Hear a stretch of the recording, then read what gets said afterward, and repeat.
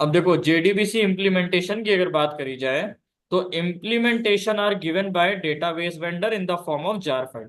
अब तुम देखो जेडीबीसी का अगर इम्प्लीमेंटेशन करना चाहते हो, तो जेडीबीसी का इम्प्लीमेंटेशन अगर तुम एसक्यूएल के साथ करना चाहते हो तो तरीका दूसरा है, और जेडीबीसी का इम्प्लीमेंटेशन अगर तुम ओरेकल के साथ करना चाहते हो तो उसका भी तरीका अलग है। अब ओरेकल का अगर तुम जो भी वर्जन यूज कर रहे हो, जैसे ओरेकल 10G यूज कर रहे हो या ओरेकल 11G या ओरेकल 12C यूज कर रहे हो, तो उससे रिलेटेड जार फाइल आपको इंटरनेट पे ढूंढनी होगी। इस जार फाइल के अंदर वो सारा इम्प्लीमेंटेशन का कोड ऑलरेडी लिखा हुआ है, जिसकी जरूरत तुम्हें पड़ेगी, जिसकी मदद तुमको लेनी पड़ेगी कनेक्शन के लिए। तो ये jar file as it is हमें डाउनलोड करनी है इंटरनेट से।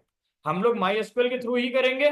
तो my SQL connector dot jar ये तुमको इंटरनेट से निकालनी है, ये हम बता भी देंगे कैसे होगा। अब क्या है, एक्सट्रैक्ट द जार फाइल क्योंकि एक्सट्रैक्ट कर लो, और यहां पर तुम्हें सारी इंप्लीमेंटेशन क्लासेस दिख जाएंगी। And to check these class file code use Java decompiler software.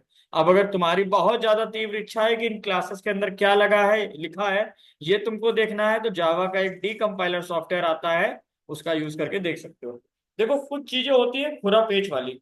अब जितना उनके अंदर घुसोगे, इंप्लीमेंट करते जाओगे, एक एक चीज को तोड़ करके देखते जाओगे, उतना ही तुम्हारे अंदर की जो इच्छा है ना चीजों को सीखने की, वो बढ़ती जाएगी।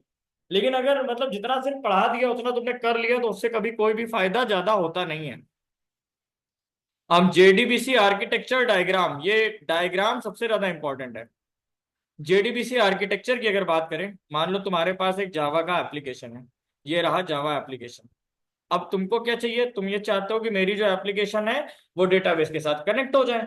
ऐसे कैसे हो जाएगी, तुम्हें हेल्प लेनी पड़ेगी जेडीबीसी एपीआई की, ठीक है ना। लेकिन वो जो एपीआई है, वो एपीआई क्या करती है कि जेडीबीसी के पास एक ड्राइवर मैनेजर भी होता है। क्या होता है, ड्राइवर मैनेजर होता है। ये ड्राइवर मैनेजर ये मैनेज करता है कि तुम ओरेकल यूज करोगे, तुम एसक्यूएल सर्वर यूज करोगे, या तुम माई एसक्यूएल यूज करोगे।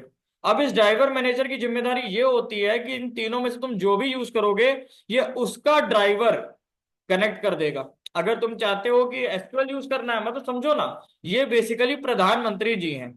अब प्रधानमंत्री के पास तीन रास्ते हैं कि तुम्हें इस जोन में जॉब करनी है, इस जोन में जॉब करनी है, या फिर तुमको इस जोन में जॉब करनी है। अब उनके पास अधिकार इतना है कि तुम्हें जिस भी जोन में जॉब करनी होगी, ये तुमको उसी जोन के या उसी स्टेट के मुख्यमंत्री से मिला देंगे। कहेंगे जाओ इन मुख्यमंत्री से मिलो, और वो ये तुम्हारा काम कराएंगे। कुल मिलाकर के जेडीपीसी ड्राइवर मैनेजर को समझो प्रधानमंत्री। और ये जो तीन व्यक्ति बैठे हुए हैं, ये तीनों व्यक्ति अलग अलग राज्य के मुख्यमंत्री हैं। अब इन मुख्यमंत्रियों के हाथ में अपने अपने राज्य का कंट्रोल है। समझो बात को।